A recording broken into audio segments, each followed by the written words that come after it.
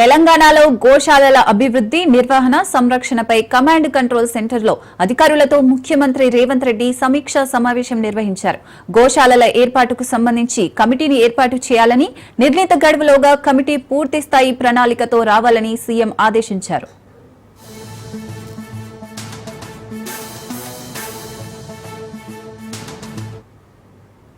Go సంరక్షణ, నిర్వహణ సులువుగా ఉండేందుకు వీలుగా గోశాలల ఏర్పాటు ఉండాలన్నారు.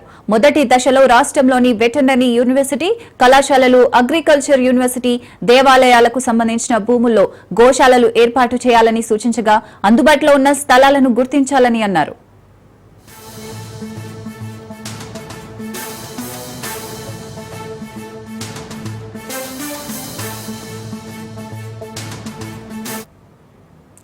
కనీసం 50 ఎకరాల విస్తీర్ణానికి తగ్గకుండా గోశాలలు ఉండేలా చర్యలు తీసుకోవాలని సీఎం రేవంత్ పేర్కొన్నారు.